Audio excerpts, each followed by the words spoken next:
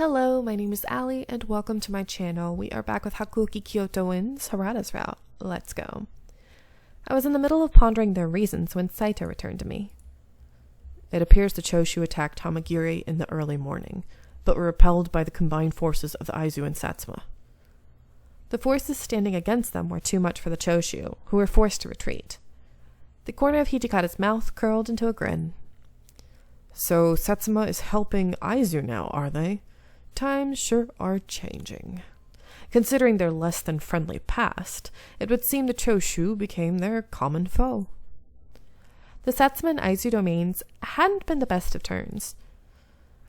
I thought that they outsmarted the family domain and allied with the imperial court to expel foreigners. However, I recall my father telling me that they were not much different than the Choshu. Unlike the Choshu, however, they had gone to war with a foreign force and suffered a devastating loss. Following their defeat, I learned the Satsuma began to reconsider their nationalistic stance. However, these were only rumors, and what had come to pass had yet to be fully determined. Hijikata, supposedly there's still some of those Choshu bastards fighting over at the Kuge Gate. Run! Hijikata's expression changed as he considered Harada's words, but before he could open his mouth to speak, Yamazaki appeared. Commander, we believe the men who led this raid are headed for Mount Tenno? Is that how you say it? Tenno? I don't know. Mount Tenno was located between Kyoto and Osaka. Supposedly, they're in the middle of escaping from Fushimi towards Osaka. After hearing the report from both Harada and Yamazaki, Hijikata contemplated deeply. Although Kondo was recognized as the formal head of the Shinsengumi, I had learned from everyone that all major decisions were deferred to Hijikata. This was no exception, and I could see that all eyes were on him. He was silent for a few moments, and then I saw his mouth curve in a little smile. Looks like our work's cut out for us, boys. Harada, take your men to Kuge Gate and deal with those Choshu bastards. Sure thing, boss. Saito, Yamazaki, I want you to figure out what the situation is here. Hold Hamagiri Gate. As you wish. Got it. Your job's a tough one, Chief. I know this is a bitch, but I want you to speak with the Aizu bigwigs about a punitive expedition. So, punitive expedition for the Choshu, right? Some of those bastards are headed for Tenno, but others will run around and cause trouble. If we're going to go after them, then we'll need to leave Kyoto, and only you can get us those papers. The Shinsengumi were entrusted with the protection of Kyoto, and if this war was for aiding the Aizu, then they had to do more than just guard the gate.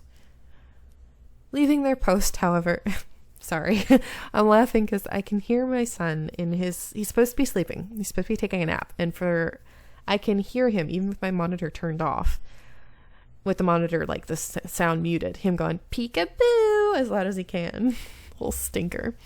Leaving our post, however, to chase after the Choshu troops meant that we needed permission from the military commissioner, meaning the Aizu.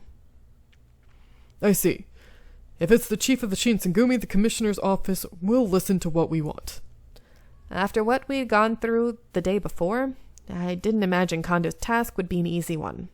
Still, if the representative was anyone other than Kondo, the Aizu would be unlikely to grant the request, let alone entertain the notion of a meeting. Jen, I want you to go with him. Somebody has to keep an eye on our chief, all right? Of course, I'll do my best, Commander. Another laugh through the soldiers, and Kondo's mouth twisted into a wry sort of grin. Perhaps he chose not to deny it because he knew he might go a little crazy. The rest of you are coming with me to Tenno. As for you... He looked directly at me. I wasn't a warrior, nor did I have political ties. Hijikata didn't know what to do with me. Suddenly, I felt very much like dead weight. You can't go with Kondo, but... Other than that, it's up to you. All right. Kondo was meeting with the leaders of the Aizu. If I joined him, there would be nothing for me. I had many options for what I would do. Hijikata would be pursuing the leaders of the Choshu attack towards Tenno Mountain. Saito would be staying at Hamagiri Gate to protect it and to gather information. Harada and his men would be going to Kuge Gate to stop the attack on the imperial estate. The question was, where would I go? Just want to make sure it's Kuge Gate. Yes, of course, because Harada's going, but I just want to make sure, because they may like do like a trick thing where it's like, you would think it's this person, this route, but it's not. But I was wrong. Anyway, I decided to accompany Harada to the Kuge Gate. When we arrived, it was immediately clear that the fight wasn't as decisive as the one at Hamagiri. The Judiciary Commissioner's men, who moved to Kuge from Hamagiri, were still engaged with a number of Choshu soldiers refusing to yield. You should probably stay here, Chizuru. It's gonna get pretty dangerous out here. So cool looking. Before I could respond, he was off, the rest of the Shinsengumi thundering into the battle behind him. All right, men, let's go. Harada led the Shinsengumi warriors and dived right into the center of the battlefield. If you want to get to the Imperial Estate, you're gonna have to get through us first. Damn it, it's the Shinsengumi. Why'd I say it like that? Damn right it is. If any of you are looking for a quick, glorious death, then come at me. Bastard. War cries rose up from both sides. The battle was joined. This time, however, the force defending the Imperial Estate had the Shinsengumi on their side. The battle did not last long. Is this the best we can do? A great moan of pain went up from the soldiers of the Choshu. That sounds weird. I don't know why, it just sounds weird to me. Don't let them escape! After them! The officers of the Judiciary Commissioner shouted to their men, who slowly began to advance. They had scarcely begun to move. However, when the man covering the Choshu escaped, turned and faced them. That sounded weird. Oh well, whatever.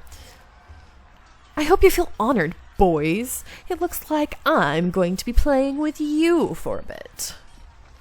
There was a flash of silver and a sound like the crack of thunder filled the air.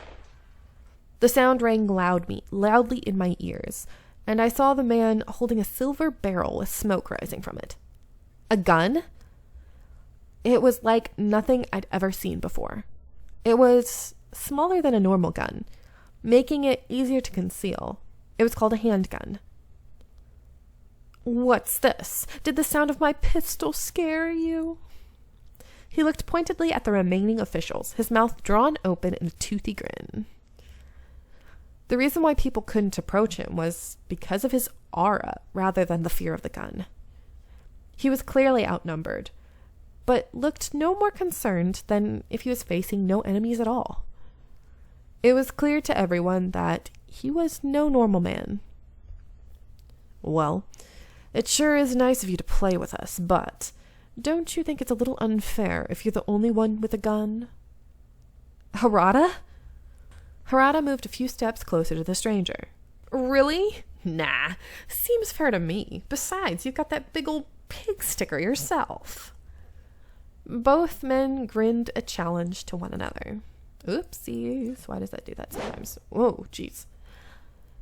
Almost too fast to see, the point of Harada's spear swept through the air toward the stranger, who leaned out of the way at the last moment. Creepy.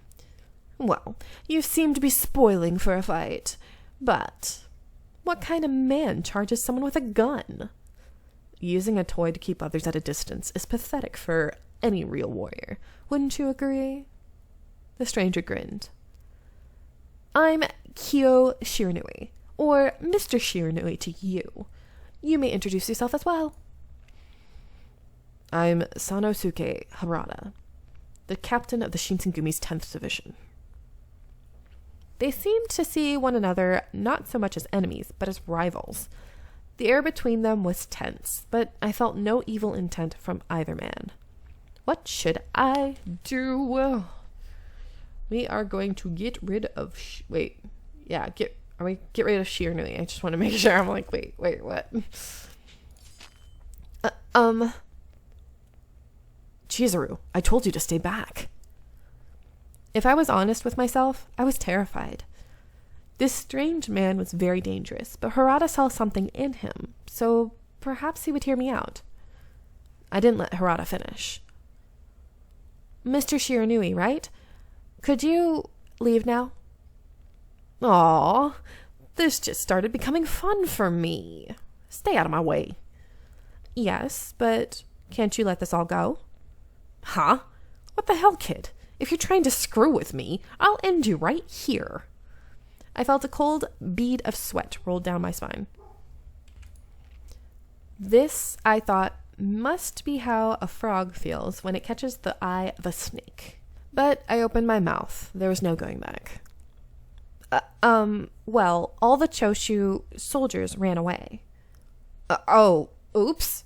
Is that so? Although he hadn't said anything, he'd clearly been serving as a sort of rear guard for the Choshu during their retreat. Now that they're gone, I don't think there really is a reason for you to fight. His eyebrows went up, and he looked at me more closely with a shy hint of perplexion. Our job is to protect the imperial estate. If you still insist on drawing your gun, Shiranui's expression still looked warped. He let out an exasperated sigh. Screw you. He put his gun away and he scratched his head. You've got balls, kid. I'll give you that. I'm feeling good about meeting new people today. Don't let this get to your head, though. Next time, I won't go easy on you or Harada here. Harada moved himself between me and Shiranui. Fine by me. I've already got plenty of friends, but I could use a good enemy. Let's just save the fun for later, shall we? Maybe this time, but I'm not the kind of guy who enjoys the anticipation, if you know what I mean. And with a raucous laugh, I guess that's the word, he was gone. Harada followed the direction Shiranui went for a few hundred feet, then returned once he was sure the man had actually disappeared. Well, hope to see you around. I could just see him going, toodles. Harada gave me a short tap on the head. Hey, don't be too crazy. You worry me. He hadn't said much, but those few words were enough to let me know that he cared about me. I'm sorry. I mumbled. Harada looked at me for a moment, and his eyes thinned. Aw, butterfly. No, I think you did the right thing. After all, none of our guys got hurt, right? Besides, the commander's orders were to fight any Choshu who showed up, not track them down. So, thanks. Okay. Harada looked toward the direction they ran. He looked a little sad. If they keep running, they might not make it. What? The Choshu guys. There's no way in hell they can just walk on back to Choshu. I'm sure it's going to be tough for them. I was initially confused by his statement, but then I realized they'll be running through enemy territory, and they might never make it home. Welp, that's war, right? There's nothing we could do about it anyway. I've got a feeling we haven't seen the last of that Shiranui guy. I don't know why, but I kind of had the same hunch. So, if you see him again, would you fight him? Harada was one of the captains of the Shinsengumi. So long as Shiranui was allied with the Choshu, there was no doubt they were forever enemies. He did manage to dodge my spear. I guess he'll be a challenging opponent. Still, my job's to fight. That's what I'll do. Harada. There was no mistaking the resolve in his voice. I was sure that the man called Shiranui would no doubt prove a dangerous foe, but Harada's smile put me at ease even for just a while. With the battle at Kuge Gate finally at an end, the men who remained began to clean up. I helped as best I could, moving rubble and tending to the wounded, glad that the battle was finally over. All right. The Choshu extremists' attempted attack on the imperial estate eventually came to be known as the Hamagiri Rebellion. Although the Shinsengumi were called to action, their efforts were stymied, and they found little in the way of glory. Communication with their superiors was poor at best, and they spent much of the battle waiting with the reserves. When the Shinsengumi finally entered the battle, each man found several strange opponents awaiting him. Chikage Kazuma, who defeated Okita at Ikeda, claimed to be from the Satsuma domain during his encounter with Hijikata. Kyuju Amagiri, the man who shattered Heisuke's headgear at Ikeda, also claimed membership in the Satsuma. They had also met Kyo Shiranui, who fought alongside men from Choshu. Whoever they were, it was clear they were not allies of the Shinsengumi. Indeed, it seemed they could easily become some of the greatest enemies. If they were to meet in an open battle, the casualties would be severe. By the time the battle was over, the commanders of the Choshu attack had been killed in the fighting, or took their own lives. There were some soldiers, however, who escaped, setting Kyoto ablaze as they fled. By some terrible misfortune, winds that day blew from the north and fanned the flames, inducing the southern end of the imperial estate to ash. As a result of the Choshu attack, many imperial nationalists were executed. With the Hamagiri rebellion over, the Choshu were branded as traitors for attacking the estate. From then on, they were acknowledged enemies of the court. Nice. All right. I believe this is the end of the chapter. September 1864, or close to it, if not. Alrighty. September 1864, and I'm going to let you guys go here. I hope you are enjoying, and I'll see you in the next one. Bye!